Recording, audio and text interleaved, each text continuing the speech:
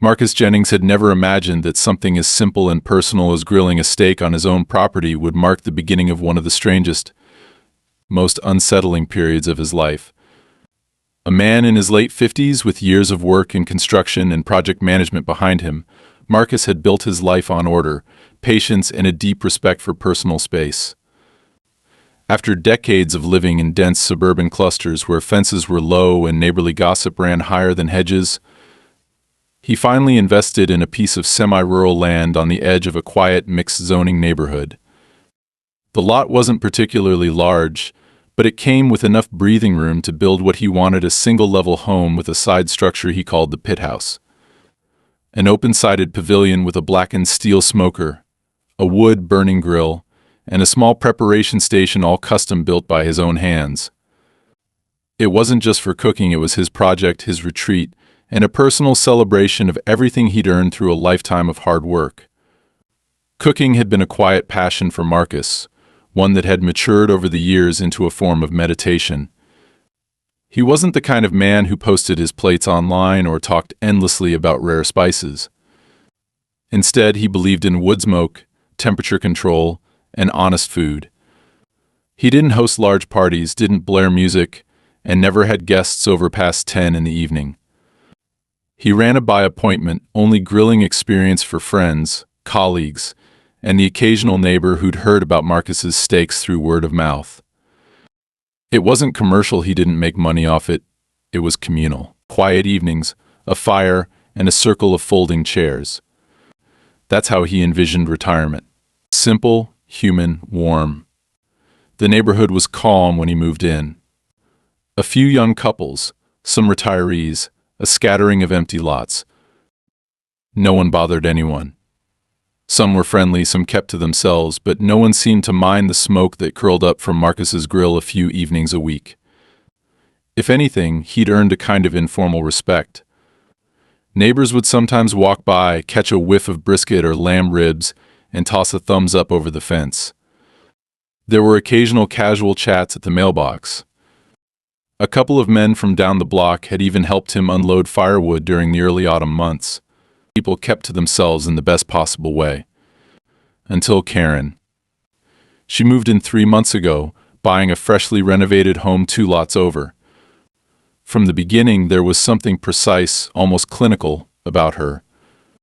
She drove a silver SUV that gleamed like it had never seen rain, wore pressed pastels, and carried herself with a stiff kind of civility.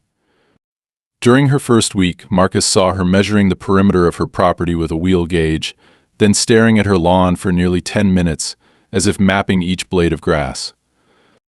When she finally approached Marcus, it was in the form of a folded pamphlet introducing herself as a community alignment volunteer. She smiled, but her eyes didn't. She asked Marcus how often he cooked outdoors, whether his setup was compliant with current municipal sensibilities, and whether he recognized the health implications of airborne saturated fats.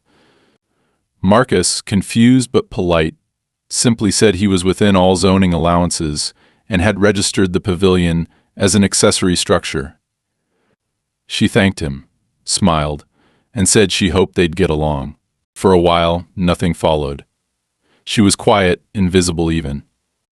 But small signs began appearing: anonymously filed complaints with the town's sanitation board about particulate matter from organic combustion, to a handwritten note in Marcus's mailbox that read plant-based is people-based, and even a cluster of meatless recipe cards pushed through his screen door. Marcus ignored them. He wasn't confrontational. He didn't engage. Still, there was a lingering sense that he was being watched, monitored, studied for weakness. Then came the evening of the first real incident, quiet, unexpected, and in hindsight, oddly ritualistic. Marcus was grilling a dry-aged porterhouse for a former coworker who had stopped by for a casual catch-up. The two men were talking about nothing: weather, sports, which tool brand had gone downhill when Karen appeared at the edge of her yard. She wasn't speaking. She wasn't holding anything. She simply stood there, her arms crossed, her gaze locked directly on the grill. Marcus didn't wave. He didn't acknowledge her. Neither did his guest. It was the kind of moment that draws no attention in the moment but becomes a warning in retrospect. She stayed for almost 10 minutes. Then, without a word, she turned and walked away. A week later, Marcus found a small brown envelope slipped under his workshop door. No return address. Inside was a single sheet of paper with words printed in a serif font, and only a single sentence: "Where there is smoke, there is smin." There was no signature, no contact number, nothing. Just that phrase. It didn't frighten him. It just confused him. He tossed it aside and continued his life. Karen, however, didn't stop. That same weekend, a man from the local environmental health office showed up unannounced to inspect his property. The man seemed apologetic, said they had to respond to a tip about unregulated smoke dispersal, and admitted he didn't see any violations. Marcus cooperated, answered all the questions, and offered him a grilled peach while he took his notes. The inspector left with a sheepish smile and never returned. 2 days later, Marcus noticed something had been poured into his firewood stack, a fine, white powder that left a chemical smell lingering in the air. He didn't call anyone. He simply burned the outermost logs in a fire pit away from the grill, cleaned everything, and ordered a new delivery of untreated oak from a supplier outside town. Through it all, Marcus maintained a posture of patience. He didn't want conflict. He didn't want attention. But the air around him had changed. He stopped inviting people to his yard. He grilled alone. Still, the smoke rose, steady and deliberate, like a quiet refusal to disappear. He began to wonder if that was the real reason she hated it, not the smell, not the meat, not even the perceived health risk, but the persistence of it, the resistance, his unwillingness to bend, to apologize for existing in a way that didn't fit her imagined world. And then one day she broke the silence. Marcus was finishing a solo cook, some ribs, smoked slow, more out of routine than hunger, when she walked up the side of his driveway. She didn't knock. She didn't clear her throat. She simply said, "Do you ever think about the energy you're releasing into this neighborhood?" Marcus turned, rag in hand, the scent of hickory still clinging to the air, and met her eyes. I think about my charcoal to smoke ratio a lot more than you'd think. Is there something specific bothering you?" She didn't laugh. "I've tried civility," she said flatly. "But I'm not going to let your lifestyle poison this space. This isn't just about you." And with that, she walked away. No threats, no yelling, just certainty. That night, Marcus sat in his workshop, the notes still on his table, the scent of burnt hickory in his shirt, and the unshakable sense that something had shifted permanently. This was no longer a question of taste or preference or neighborhood pettiness. This had become something deeper and more dangerous. The following week passed under a dull, strange pressure, as if the neighborhood itself had begun holding its breath. The skies were a shade duller, and Marcus felt like the silence around him was no longer peaceful but calculated, expectant. Nothing overt happened at first. He grilled twice, both times alone, and though the meals were good, there was an edge to everything, a sensation that he was being measured not by taste, but by how long he would hold out. Karen's house remained quiet. Her curtains were always drawn now, and her car never seemed to move from the driveway, though Marcus couldn't tell if that was because she had nowhere to go or because she was always home watching. It wasn't until the next Monday that something tangible occurred, something that took the creeping discomfort and turned it into open hostility. Marcus received a voicemail on his landline. The voice was flat and official, informing him that a formal complaint had been lodged regarding his property and its alleged use as an unpermitted commercial food operation. The message concluded with a request to schedule an inspection to verify compliance. Marcus didn't panic. He knew he wasn't running a business. No money exchanged hands, no advertising, and no menu. Still, he called the number back, confirmed an appointment, and spent the rest of the day meticulously organizing his paperwork, zoning approvals, photos of his build process, emails with county inspectors from when he first registered the pavilion as an accessory structure. Everything was in order. The inspection itself was uneventful. A woman named Denise, wearing a city-issued polo and carrying a checklist on a tablet, walked the perimeter, asked some standard questions, and nodded appreciatively at the cleanliness of the setup. Marcus offered her water, which she declined politely. She commented on how rare it was to see such a well-kept outdoor cooking area and confirmed that his activity fell entirely within personal use guidelines. Marcus thanked her and asked, cautiously, if he could know who filed the complaint. Denise paused, then shook her head gently. Confidential, sorry, but I think you already know. 2 days later, something far more disturbing happened. Marcus was up early, as usual, preparing to split some firewood before the heat of the day settled in. As he walked past the edge of the storage shed, he noticed a strange smell, something acrid, unnatural, and metallic. At first he thought it was the neighbors using some kind of industrial cleaner, but the odor grew stronger the closer he got to the stacked logs. When he pulled back the tarp covering his woodpile, he stopped cold. A white, granular substance had been poured over half the stack. Not much, but enough to coat the top layer and sink into the cracks. He took a cautious sniff and recoiled. It smelled like bleach and rust, and it stung his eyes. Marcus didn't touch it. He backed away, photographed it from several angles, then covered the pile again. He contacted the non-emergency police line and filed an incident report, requesting a hazardous materials check. The officer who came out was young but attentive. He took samples, noted the corrosion on a few of the log ends, and confirmed that the material was not naturally occurring. He couldn't confirm intent, but Marcus didn't need confirmation. He knew exactly what this was. It wasn't just sabotage, it was escalation. Someone had entered his property under cover of night, walked up to his firewood, and attempted to ruin his fuel source in a way that could have caused serious harm if Marcus hadn't noticed. No one claimed responsibility. No arrests were made. But the message was clear. The woodpile was a warning. That weekend, Marcus didn't cook.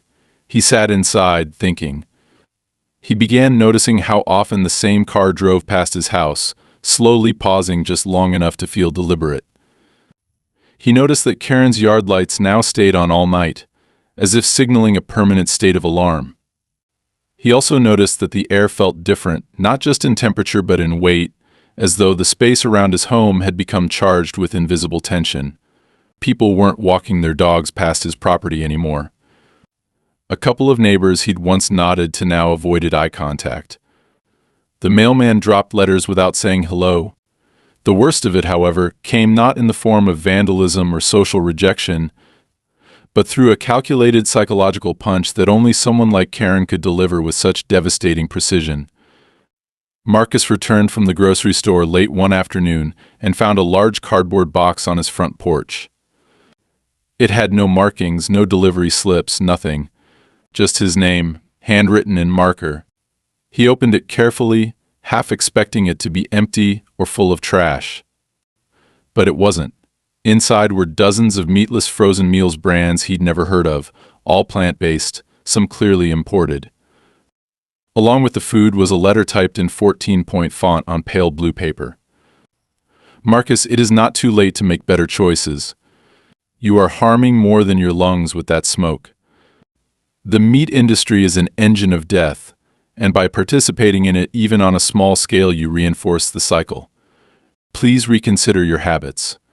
This neighborhood is meant for healing, not harm. These meals are for you. Try them. Let them change you. For your good, for all of ours. There was no signature, but he knew. Marcus didn't eat a single item. He loaded the box into the bed of his truck and drove it directly to the local donation center. When asked if he wanted a receipt for tax purposes, he declined. On the drive back, his phone buzzed with a notification from a number he didn't recognize. It was a text message containing just one sentence: "You will find more than smoke has turned against you." The timing of it, the language, it was all choreographed. Marcus didn't respond. He didn't even mention it to the officer who followed up on the chemical report. Instead, he began documenting everything. Every odd noise, every unfamiliar car, every sudden flicker of light at night. He backed up his camera footage to an encrypted drive. He double-checked the locks on every access point around his home. He spoke with a lawyer not about pressing charges, but about preparing in case something larger unfolded. He didn't want to be caught flat-footed. He didn't want to react. He wanted to be ready. And so, the catalyst had been lit not by a single explosion, but by a steady series of calculated sparks. It wasn't about a steak or even about meat anymore. This was about control. It was about a woman who couldn't tolerate dissent, who saw Marcus not as a man enjoying his life, but as a threat to her worldview. She had moved beyond disapproval. Now she wanted compliance, or elimination. Marcus felt it in his bones the way old dogs feel storms before they come. This was no longer irritation. This was war. The kind where nothing is declared, but everything is taken. The following days unfolded with the sort of slow, calculated tension that didn't scream at you but rather crawled beneath your skin, scratching softly, patiently. Marcus kept his routine minimal. He cooked less frequently, kept lights off in rooms he wasn't using, and made a habit of walking the perimeter of his property before turning in each night. It wasn't that he was afraid in the traditional sense. He dealt with worse-than-life breakdowns on job sites, tools stolen out of trucks in the dead of night, even an assault years ago when he intervened in a street mugging, but this was different. This wasn't a crime of impulse. This was a creeping ideology. The attacks, if you could call them that, were psychological first, environmental second, and physical only if you looked closely at their intent. And they were always deniable. Karen never spoke directly anymore, never crossed property lines again, but her presence remained saturated into every strange occurrence like the bitter taste of metal in water. It began with the trash.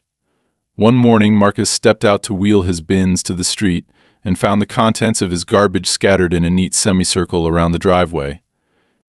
Not the chaotic mess of a raccoon or a storm, but a curated spill cans upright, food containers opened and flattened, labels facing up.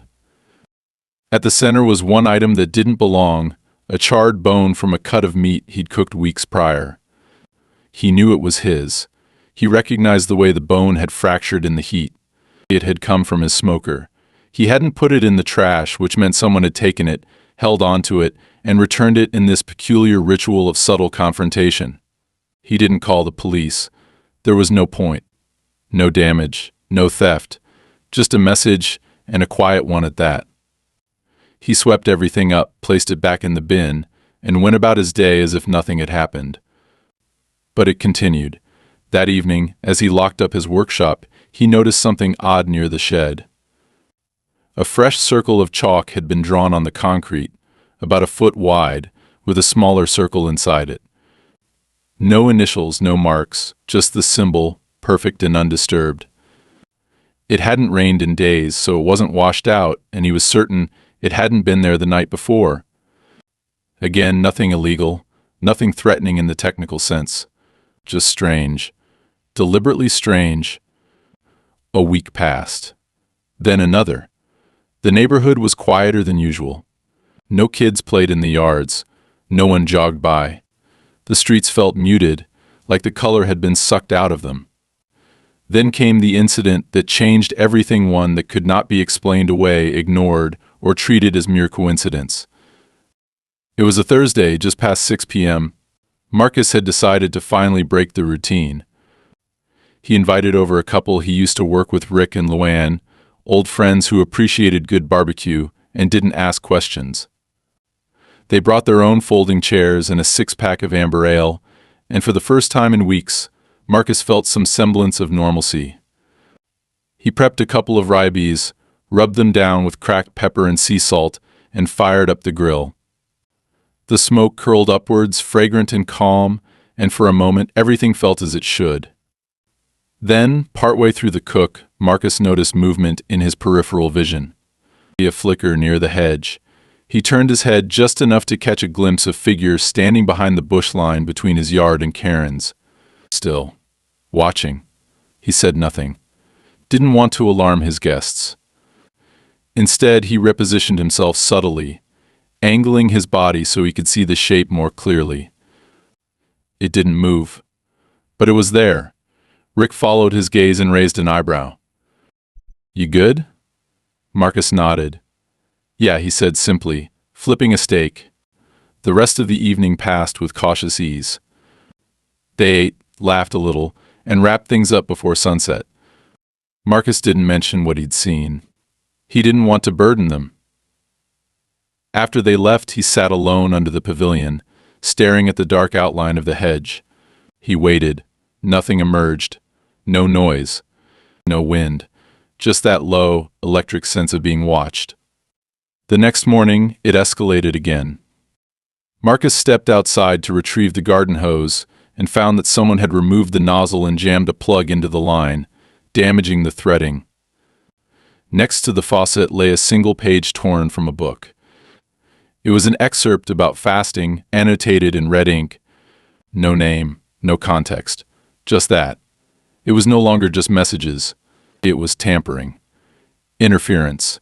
And while none of it could be definitively pinned on Karen, every detail, every off-kilter note, every manipulative gesture bore her fingerprints. He knew her type now.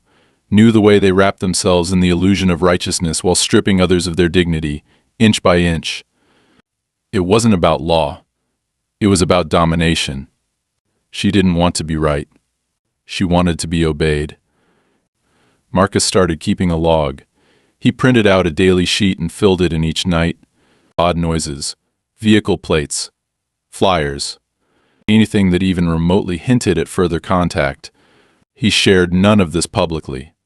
He didn't call meetings or start online rants. He wasn't trying to prove anything to anyone else. He was preparing.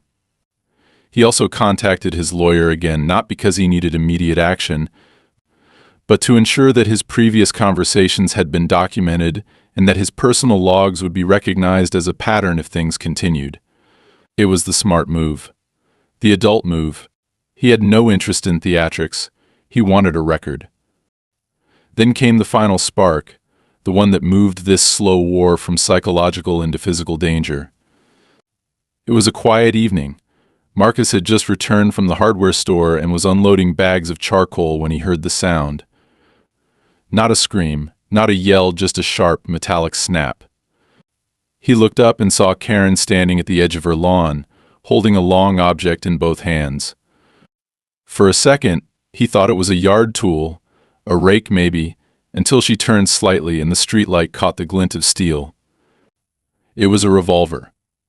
An antique model by the look of it, not the sort someone would carry for protection, but the kind you displayed or inherited. But she wasn't displaying it. She was aiming it low, not at his head, not quite threatening a shot, but there was no mistaking the direction. It was at the grill. At the fire. Marcus froze, one hand still on the charcoal bag. She didn't say a word, just held the weapon and stared. There was no rage in her face, no panic, just that same unbending conviction. After what felt like a minute but couldn't have been more than 10 seconds, she lowered the gun and turned away, walking slowly back to her porch. Marcus didn't follow. He didn't call out. He didn't move. He waited until she disappeared behind her door, then walked inside his own home and dialed the police. Not the non-emergency line this time. Not a report for documentation. He made a direct call, clearly stating that a woman had aimed a firearm at his property. Officers arrived 20 minutes later. Karen denied everything. She claimed she had been showing a family heirloom to a friend over video call. The officers didn't arrest her. No charges were filed that night. But Marcus filed an affidavit. He gave them his log. He handed over footage from his outdoor camera, which had caught the angle, not her face, but enough to show the silhouette, the glint of metal, the posture. It was enough to trigger a formal report, the kind that would live in her file.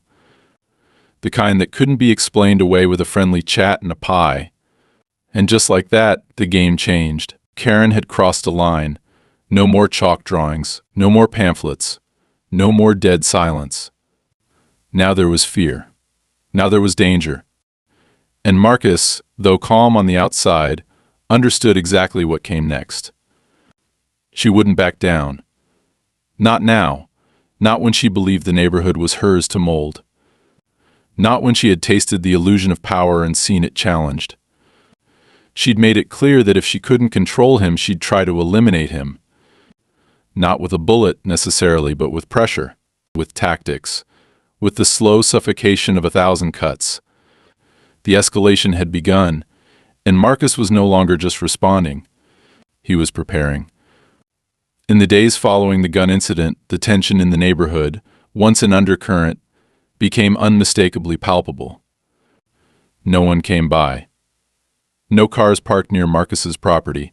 Even the morning walkers with dogs, usually indifferent to everything but squirrels, crossed the street before reaching his driveway.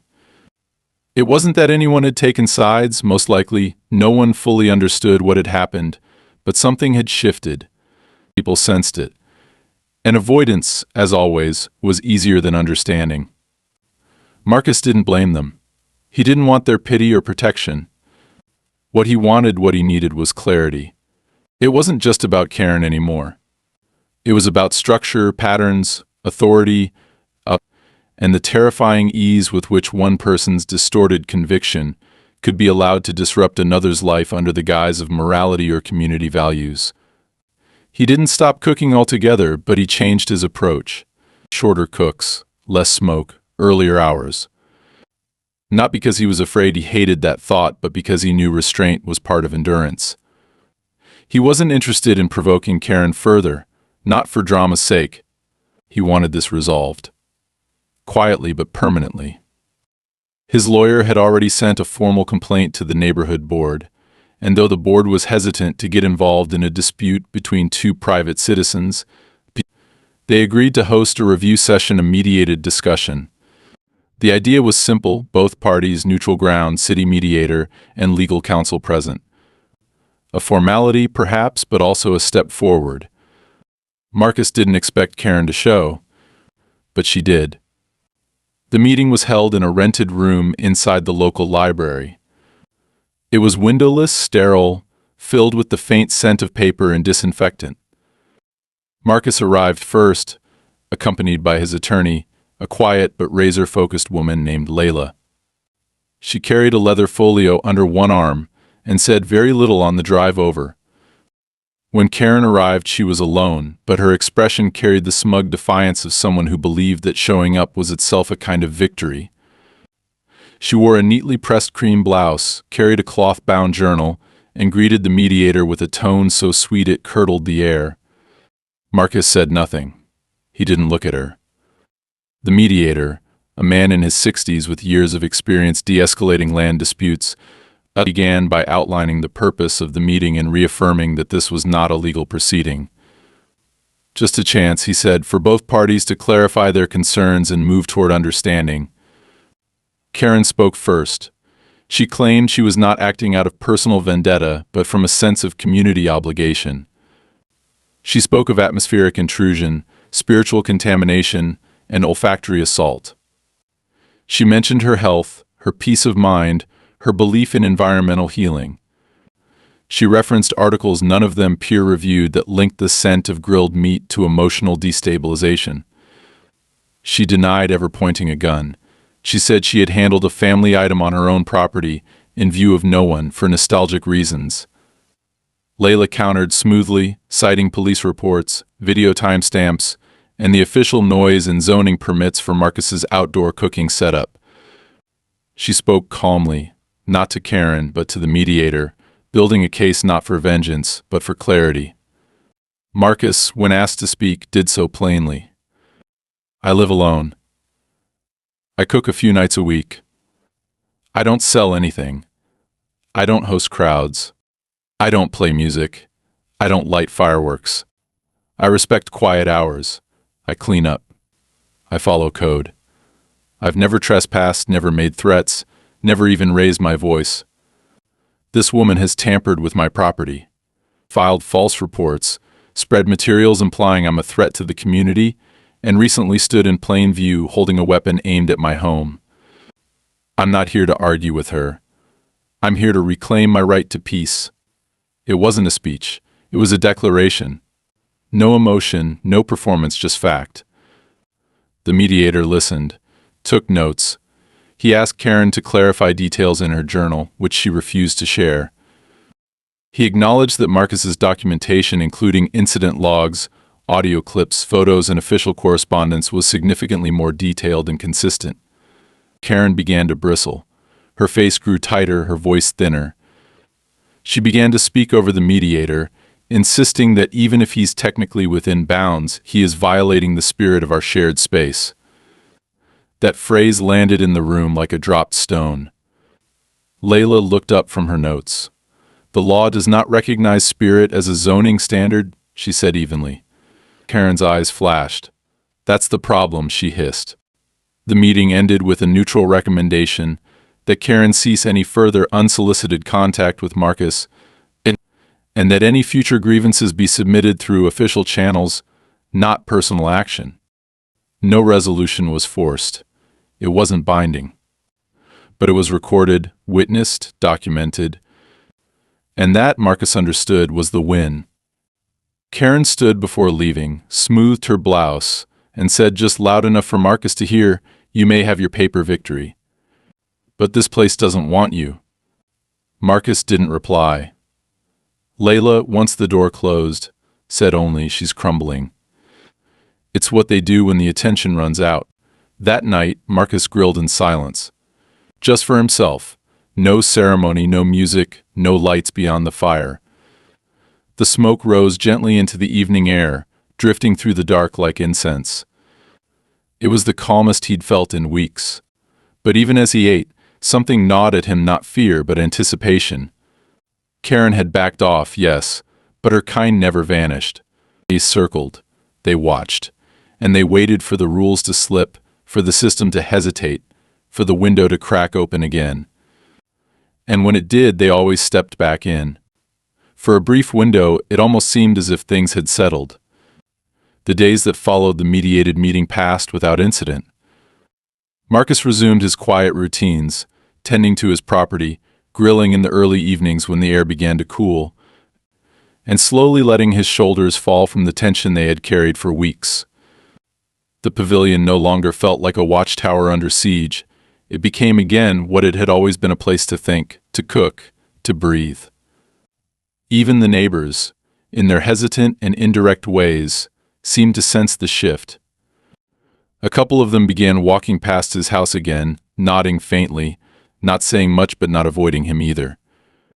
The quiet respect of proximity returned, and Marcus allowed himself to believe, if only temporarily, that Karen had recognized the futility of her crusade and withdrawn into whatever cloister of indignation she used to make sense of the world. But people like Karen never retreat in defeat.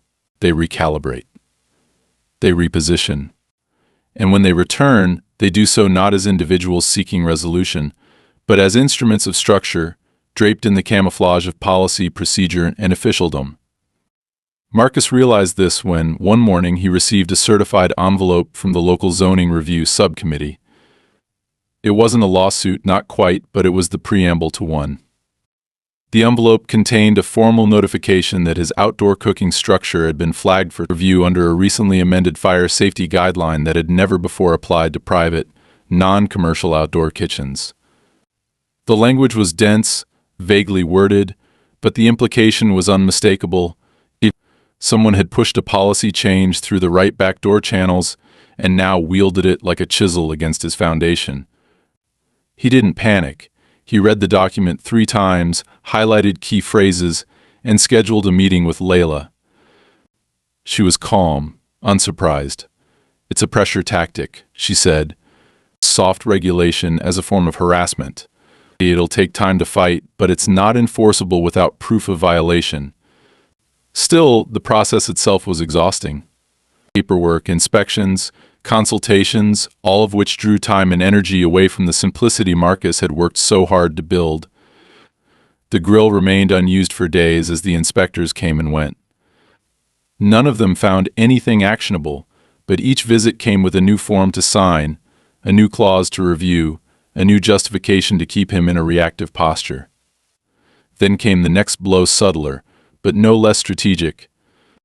A week after the zoning pressure began, Marcus returned home one afternoon to find a laminated notice taped to his fence. It bore the heading Community Impact Report and detailed a series of vague but ominous resident concerns regarding noise, smells, smoke trails, and emotional discomfort triggered by meat-related activities. It was unsigned but claimed to reflect the collective voice of concerned stakeholders. The language was careful. No accusations, just framing, implication, a portrait of Marcus as a divisive presence, a disruptive node in an otherwise tranquil ecosystem. He knew exactly who was behind it. Karen had changed tactics. No more direct confrontations, no more pamphlets or theatrics. Now she was organizing. Not a mob, not a public protest, but something quieter and far more dangerous, a campaign of attrition through structure. She wasn't trying to remove Marcus with confrontation. She was trying to erode his legitimacy, to make him appear as a problem worth solving to those who didn't know better. He noticed the shifts in behavior. Neighbors who had once offered subtle nods now crossed the street again. One even changed the direction of his lawn mower to avoid blowing grass clippings toward Marcus's side. Another stopped saying hello altogether. The final confirmation of this organized pressure came on a Thursday afternoon when Marcus received an email not from a neighbor, but from a property management group he didn't recognize. It was a short, cold note informing him that a petition had been submitted requesting a review of his property's compliance with community wellness guidelines, citing environmental inconsistency and social disharmony. The kicker? The petition included 6 signatures. 2 of the names he recognized neighbors he had helped fix a fence for, once shared a bottle of wine with. The betrayal wasn't personal, he told himself. It was fear. Karen had convinced them that going against her meant aligning with a problem. And people like that didn't like conflict. They preferred safety, even if it meant stepping over the truth to get it. Marcus didn't respond to the email. Instead, he forwarded it to Layla and began preparing for what came next.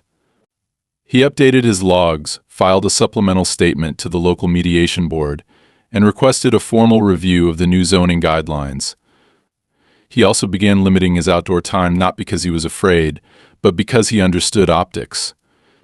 Karen's strategy depended on the idea that he was a spectacle. A man standing alone in smoke, waving his defiance like a flag. So he stepped back, reduced the cookouts, made himself quieter. Not invisible, just less available to her narrative. But Karen didn't need him outside to escalate. That weekend, someone vandalized the rear corner of his pavilion. It wasn't dramatic, just 3 crude letters, scratched into the wood siding with something sharp, BURN. Not painted, not sprayed, etched with slow precision. Marcus stared at it for a long time, not because he was shocked, but because the message wasn't meant to threaten fire, it was a command. An indictment. A declaration of what she believed should happen to him, to his space, to the idea of his presence here. He didn't clean it right away. He photographed it, filed another report, and then he stood outside, late into the night, just staring at the trees that bordered the back of his property. No movement, no sound, just the rustle of branches, but he felt at eyes, somewhere. The air was too still, the darkness too quiet. He knew she was watching, and not just her. Karen was no longer acting alone. She had found ways to use others, to wear their silence like armor, to make them complicit. And that's when Marcus understood the true nature of this escalation.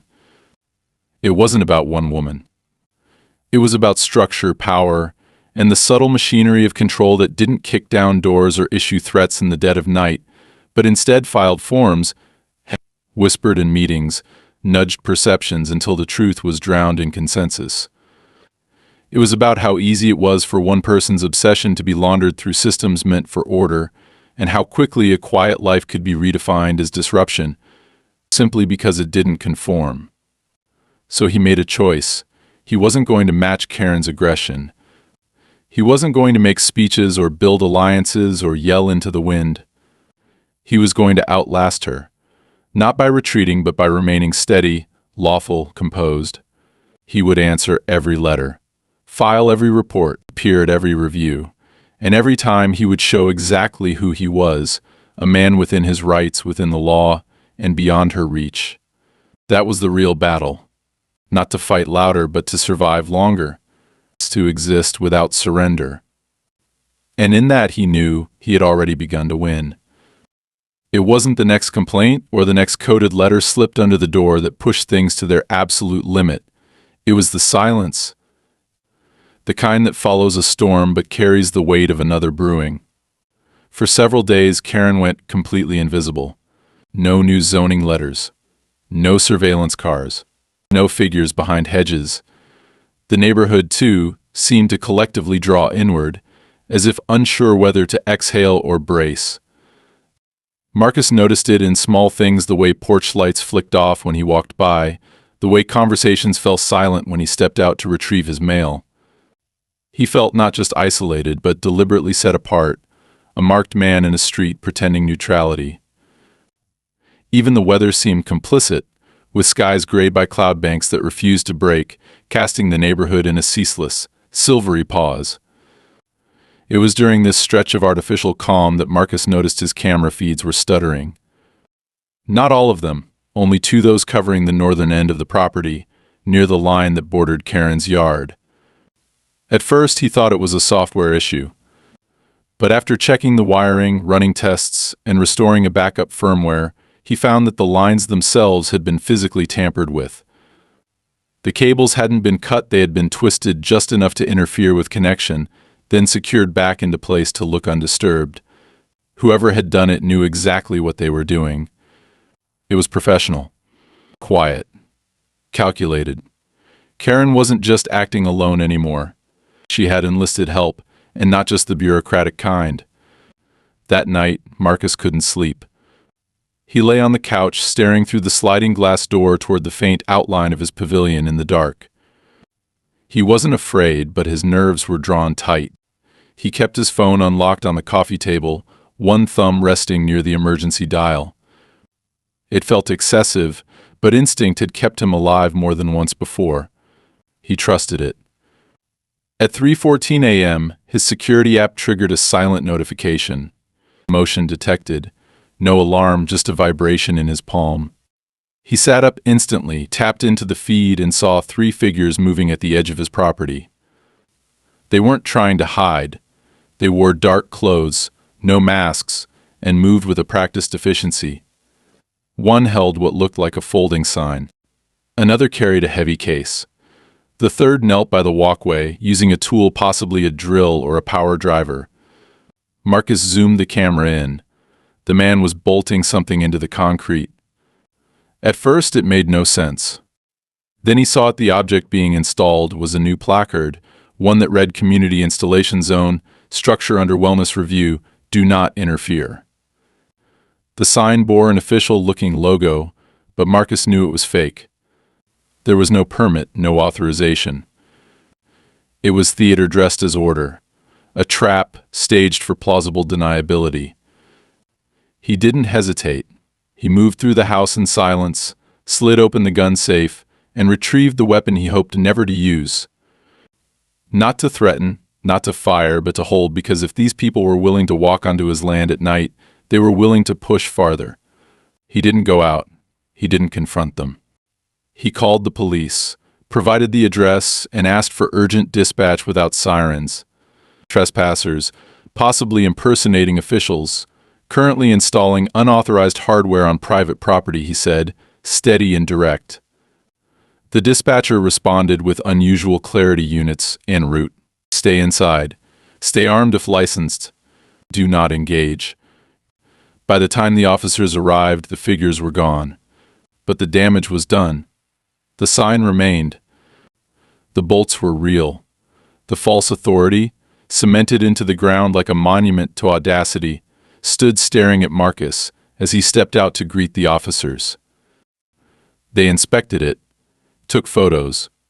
One of them asked if Marcus recognized the individuals. He didn't. Not by face, not yet. But he knew who had sent them. He gave them copies of the camera footage, his prior reports, and the new statement about the security cable tampering.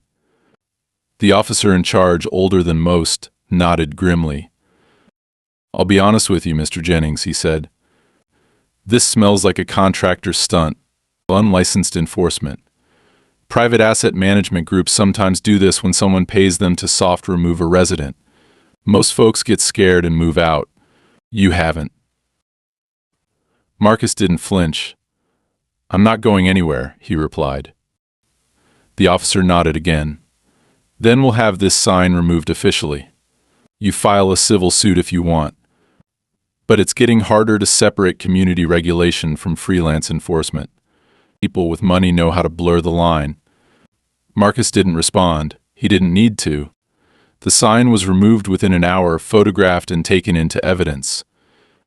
But Karen's move had been made. She wasn't just trying to exhaust him. She was now testing how far she could push before the system stopped her. 3 days later, the retaliation arrived. His mail was stolen, entire bundles pulled from the box and discarded in a ditch several blocks away. Most of it was bills and grocery ads, but one envelope, he later learned, had contained an official response from the zoning board, one that affirmed his right to operate his outdoor kitchen without restriction under the grandfathered guidelines of the previous building code. It was a crucial letter. Its disappearance wasn't random.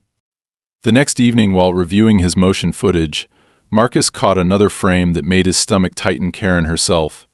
Just a blur in the corner, exiting the field of vision too quickly to capture her face, but unmistakably her walk, her jacket, her presence.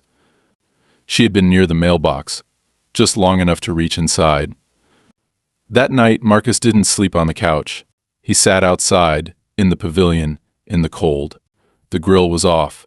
The fire pit was cold. But he sat there, armed not with bravado but with resolution.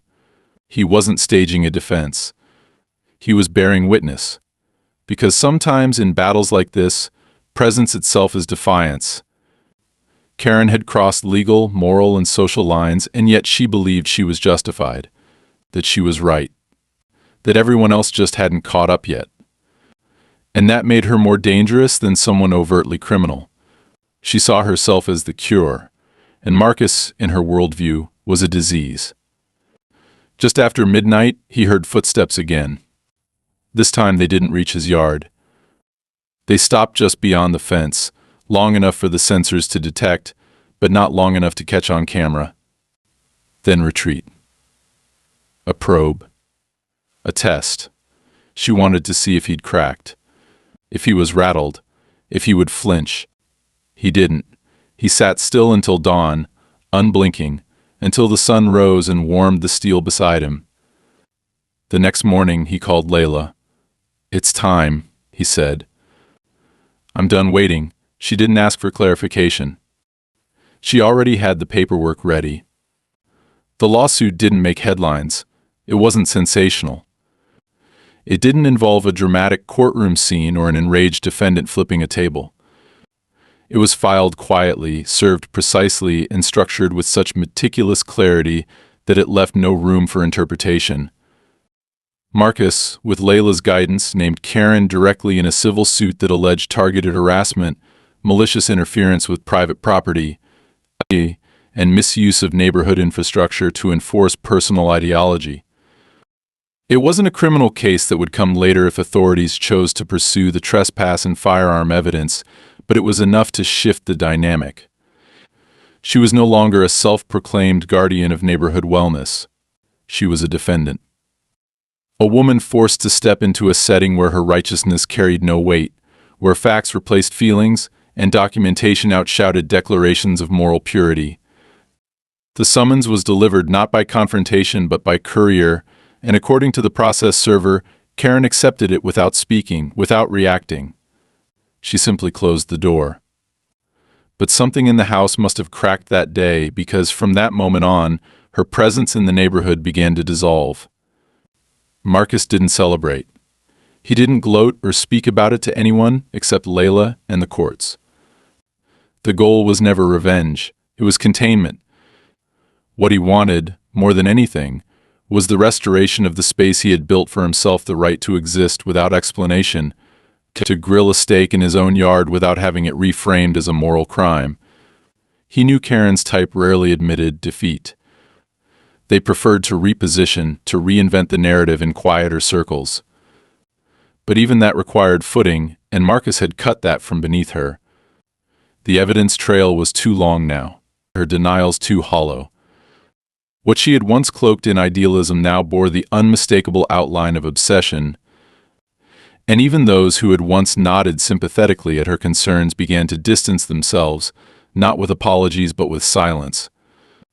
And that, Marcus knew, was enough. In the weeks that followed, the pressure ebbed.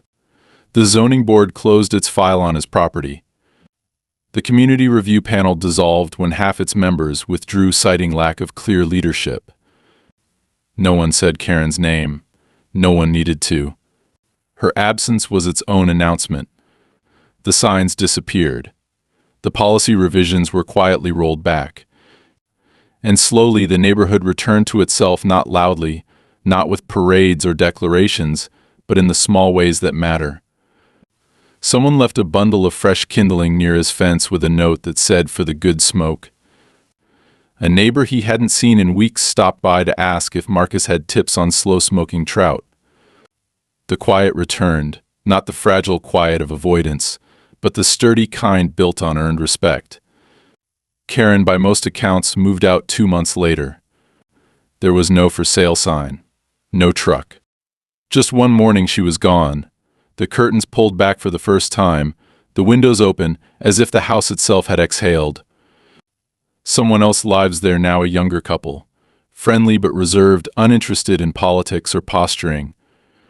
Marcus never mentioned the past to them. Some things are better left beneath the ash. As for Marcus, he made no major changes. He didn't rebuild the pavilion with cameras or fences. He didn't switch to plant-based cooking in some performative gesture of compromise. He kept doing what he'd always done: slow fires, quiet evenings, food prepared with the kind of patience that doesn't announce itself but is unmistakable to anyone who tastes it. The grill remained a space of presence, not performance. And in that, Marcus found not just relief but restoration. The final letter he received from Layla was short. The suit had settled. No admission of guilt, but a full cease and desist order, binding and enforceable. Karen had agreed to pay for property damages and legal costs, which Marcus donated in full to a local community kitchen. He never asked whether she had read the statement he'd submitted to the court in closing, but he liked to think she had. It was only a single sentence: no one should have to justify peace. And on a warm Saturday evening, with the sun low and the coals glowing faint beneath a rack of ribs, Marcus sat in his chair, drink in hand, and listened to the sounds of the neighborhood: a lawnmower in the distance, a dog barking half-heartedly, the clink of cutlery on someone's patio. The world had moved on. So had he. But the fire, as always, burned slow, steady, and his own.